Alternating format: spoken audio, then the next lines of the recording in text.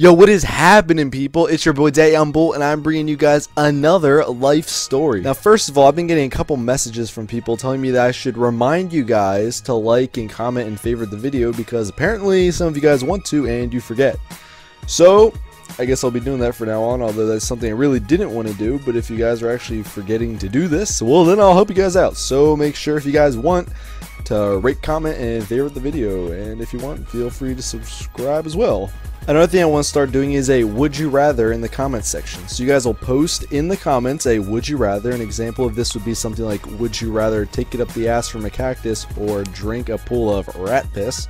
And I will choose my favorite would you rather and then answer it in the next video and give your channel a shout out. So now that we got that business out of the way, let's move on to the main topic, which would be lying, deceit, and heartbreak.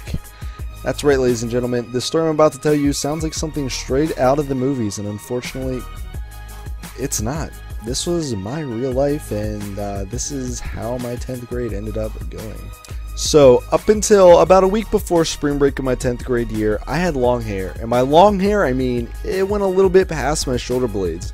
Now, obviously, this fit the style, since at the time I was in a hardcore band, and I played drums, so it was perfect for headbanging. But about a week before our spring break, I cut my hair, and you know, I had a nice stylish little scene kid emo boy swoosh going on, and apparently that's what the women like, or at least at the time in 10th grade. And I had a lot of girls start talking to me that I had never talked to before. Among these girls, there were only a few that I was really attracted to, in particular one girl named Jessie. One day in the hallway, she walked past me and she was like, "Oh my gosh, I really like your hair, you look so cute." And you know, we exchanged phone numbers from there, because obviously if there's some bitch who's hitting on your man, I'm not just gonna pass that opportunity up, if you know what I'm saying. So you know, I got her number, we started talking, and apparently she had just gotten out of a relationship with a guy who was not only 4 years older than her, she was 16 so he was 20, but apparently he wasn't taking the whole breakup too lightly, and allegedly she was getting a restraining order against him. I mean, I guess she just didn't like the idea of waking up and seeing her boyfriend dressed in her clothing, looking in the mirror, putting on lipstick, and blowing kisses at it. I mean, I don't see a problem with that. That's something I do every day, and I hope you guys don't judge me for it. So anyways, back to the story. Essentially, your boy was picking up this guy's girl, and, you know, as far as I was aware, she wasn't talking to him, so I didn't really have a problem with it. Now, a thing you need to know about your boy DYB is that I'm not the kind of guy who just goes in for a piece of ass. I'm definitely a relationship guy, and before I'm going in to tap anything, I want to know who you are, know what you're about, and, you know, I just want to get a sense of whether we could actually make a relationship work.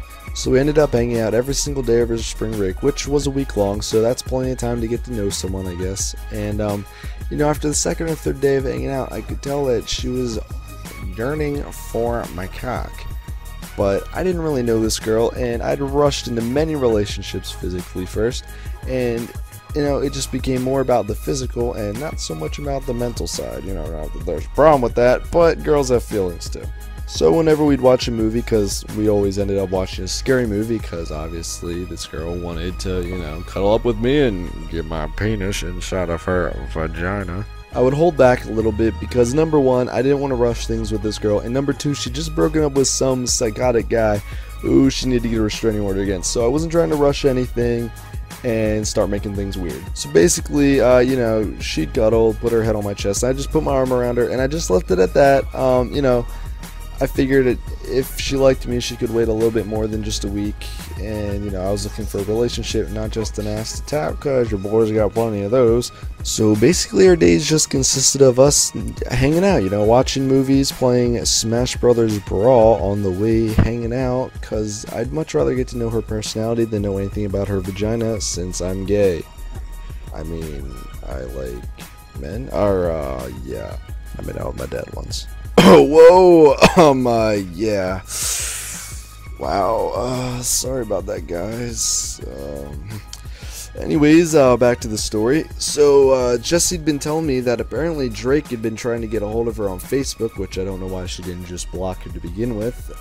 And apparently he's been asking her all sorts of questions, and somehow he knew that we were hanging out. He's like, "Oh, who's this guy that you've been having over to your house?" So I have no idea how he knows that. I don't know if he's been driving there or what, but somehow he knew that we'd been hanging out. And I mean, I was freaked out. I wasn't gonna like not hang out with the chick, but I was just freaked out. I'm like, what the fuck is up with this guy? Nigga's crazy. But you know, other than that, nothing seemed too weird. I wasn't really freaked out. I was just kind of like, what the hell's going on with this guy? But she assured me that you know, nothing was going to happen. I didn't need to worry about anything, and that she definitely wasn't going to go back to him, so no reason to be concerned. So I really wasn't sweating it. Everything was good as far as I was concerned. And the week after spring break, I was planning on asking her out. So she was supposed to come in town to where I live, you know, get dropped off, and we're just going to hang out in town, probably go back to my house, and then I was going to ask her out. So we'd made these plans like a week in advance that following weekend she was going to come in town and we're going to hang out and then go to my house. But when that Saturday came, she told me she couldn't go because her little brother had a soccer game and she didn't have her license yet, and her parents weren't home, so they couldn't drive her anywhere, and I didn't have my license yet. So she was stuck at home, and my plan to ask her out, it just wasn't going to work out. So, you know, it didn't really matter. I could ask her out whenever. It was just a little inconvenient again, since I was pretty anxious to get on, since I like this girl a lot. So while I was texting Jessie, since she wasn't able to come out, she was telling me that for the past hour, Drake had been talking to her, trying to convince her to let him come and pick her up, and that they were going to go to the mall and hang out there, since, you know, all the cool kids hang out at the mall. But she was reassuring me that just because, you know, he wouldn't hang out doesn't mean she's going to. I mean, she wants a restraining order against this kid, and you know, I was just a little freaked out by the whole situation, because she was saying that he's like, oh, I'm going to drive to your house right now. No, I'm going to come pick you up. I don't care. So I was like, all right, listen, if he shows up, make sure to let your parents know, let me know, because obviously even if they're at your brother's game, if this freak is like coming at your house, they'll, you know, come pick you up. Or worst thing, I could get my parents to come get you. But either way, just let me know what's going on, because, you know, I'm just looking out for my woman.